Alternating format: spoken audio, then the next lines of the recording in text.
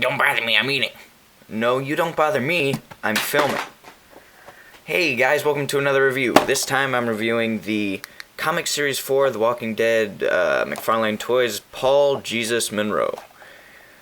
Now, this one came out a little while ago, but he's the newest comic figure, so yeah, I think it's fair for me to go over it. Let's take a look at the box, then I'll crack it open. It says over here, Series 4, in several different languages. Skybound, Image, McFarlane Toys. Then we've got the images of the other figures. I did a review of Abraham, however, I don't even own these guys yet, so yeah, that's too bad. Anyway, let's crack it open. I like to point out, it has this nice yellow background here that looks really dynamic. It looks like an explosion. They used to do that with G.I. Joe figures. Okay. Let's crack this open. Pull out the sword. And the pistol. And now we're ready to rock and roll. Okie doke. Let's go over the accessories, then we'll look at the figure. Okay, first I'm going to go over his sword accessory here. Oh, that's very nice. It's got nice blood detail. See that? And then it's got a nice brown and gold color here. However, the gold doesn't look very shiny or reflective like the silver. So yeah. Yeah, not the greatest. Well, wait a second. Let me see something here. I just noticed something about this Glock that he has here. It looks awfully familiar. Yeah, here. Here we've got Herschel, who is currently trapped in some sort of chain. There we go. His pistol here is the same as Paul Jesus Monroe's here. This is the one that came with the comic figure. This is the one that came with Herschel. Now the difference is the paint, but the sculpt is the same. Let me give you a close-up side-by-side look here. Can you see that? Yeah, it's got every last little detail. And then it's just as thin. See that? Yeah, it's the same. Wow. What a rip. I like them to do it. I mean, it's not a big deal for me, but it just seems like they could have resculpted one. That means that it's probably not going to be able to fit in his hand, though. So that's going to stink.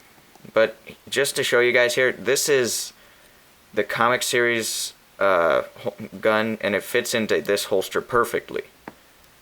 Yeah. So, yeah. And then Herschel's gun, of course, does fit in there. Okay, now to the figure that's here. Let's see if the accessories fit in his hands. Let's start with the pistol here, which I speculate will not fit.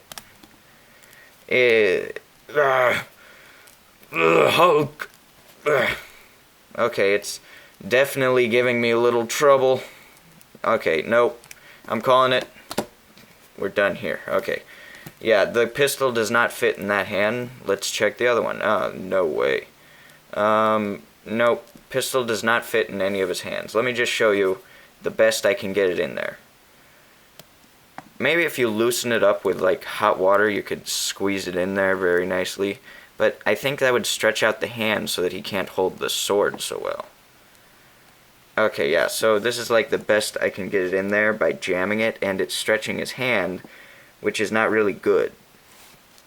So I would not suggest displaying him with this pistol. There are other pistols that are tiny and that would work for them, but not that one. Okay, does the sword fit? And yes. Yep, the sword is a definite yes. By the power of Grayskull!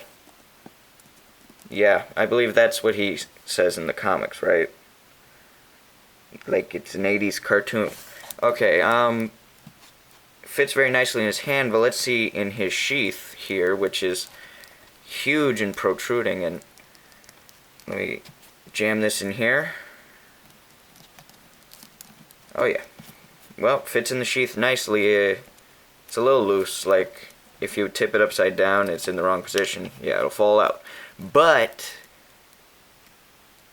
if it's just in there, or if it's in there while he's standing the right way, like a human being, then perfect.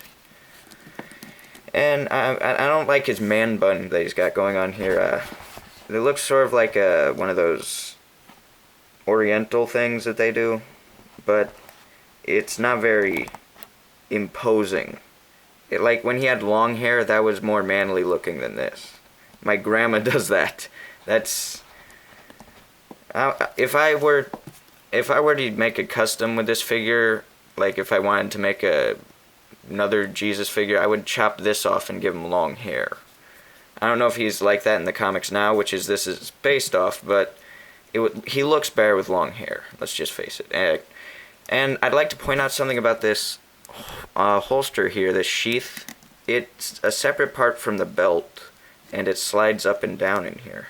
You could probably remove it from the belt, and then put in like a gun holster. So that would be pretty cool. Yeah.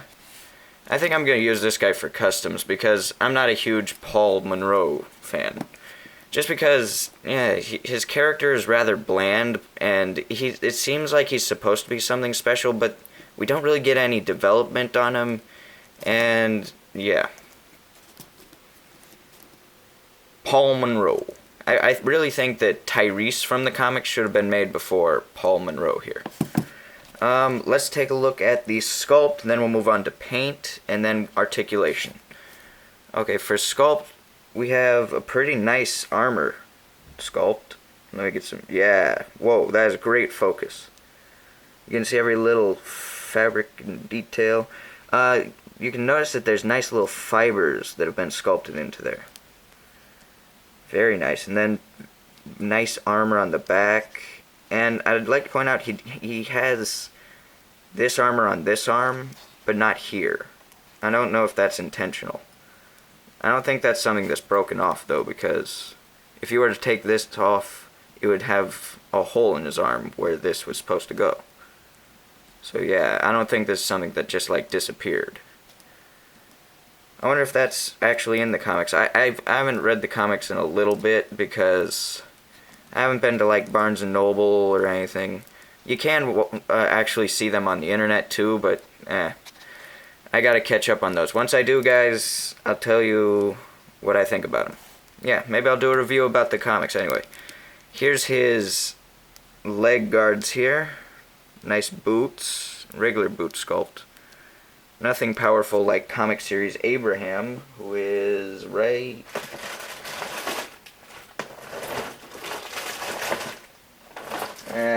here. Yeah. This is man's boots. This is Paul Monroe's boots. Look at that. These are some crap stomping boots, and these are little baby boots. And by the way, these are from the same comic series, so let's get a nice size comparison here. Here's what they look like. I like Abraham's figure more just because I liked comic Abraham more than this guy. Yeah, I definitely, I would recommend you get this guy from what I've seen here already.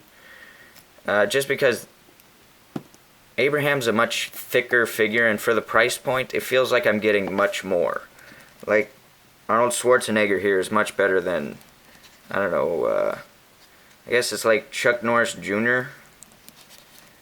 Chuck Norris, Bruce Lee mix or some sort.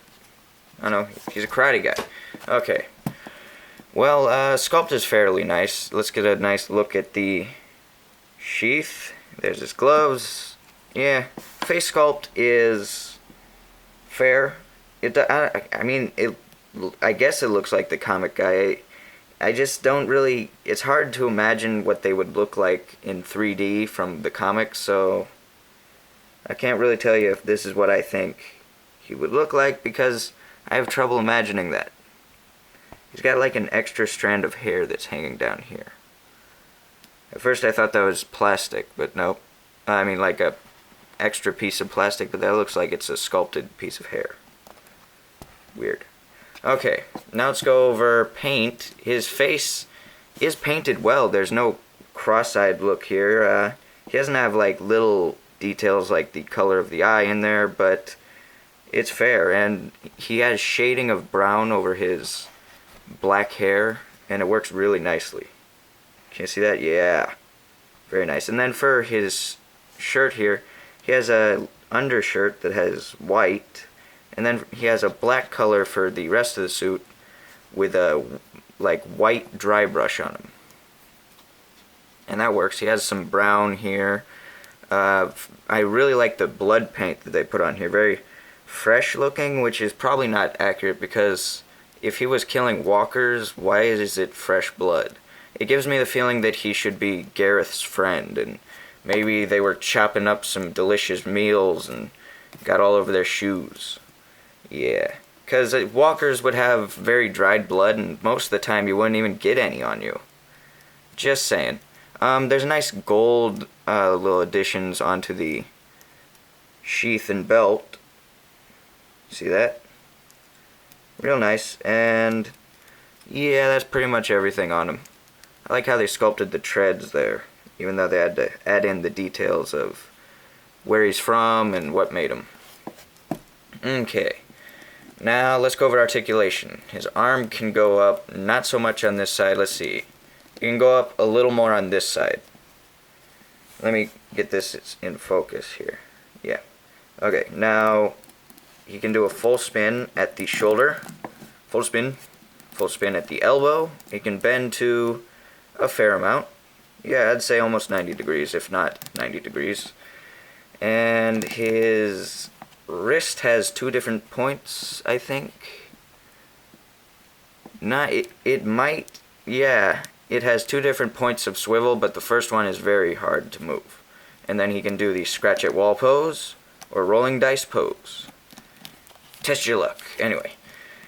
Other arm is slightly more articulated because it doesn't have this pad. It can bend to a little past what the other arm does, I think. And it can go up more, we know that. And then full spin, wrist tight. Yeah, pretty much the same on this as this. So head can do full spin and can look down. Not at all. I mean, he can look slightly tilted down, just not, yeah. You'd have to move his body over to make him look down. And then for looking up, not much either. Which is weird. You'd think since he doesn't have his long hair, they'd give him much better head articulation, but this is not the case. And then he can do a head pivot. And then for the legs, the most important part, he can do the splits. Amazing.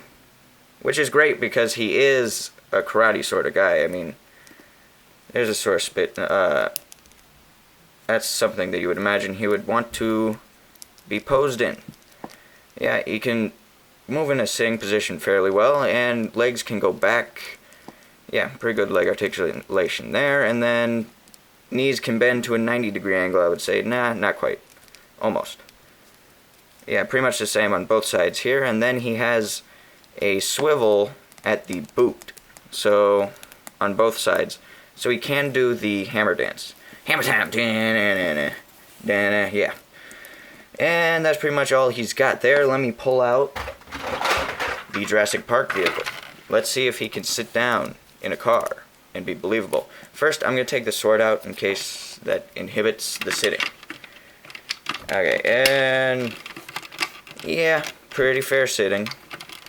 I mean, kind of leaning backwards too much, but if you wanted to fit him in a car, you could fit him in a car.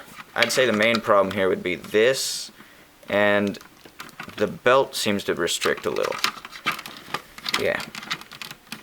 Other than that, he's a nice driver. Anyway, that pretty much wraps up the video. Let me put him in a position before I check out here. Make sure to like, comment, share, subscribe. I will see you guys in the next episode / video review. I don't know. You know. You will know, definitely, for sure. And make sure to check out my other videos. I'm going to do a review of the latest episode of The Walking Dead, but it's not out yet. This is Saturday for me, and Sunday is tomorrow. So if you're watching this after Sunday, then that's pretty weird for you, isn't it? This is like I'm in the past, you're in the future. Hi, future people. Okay, see you guys in the next review. Peace.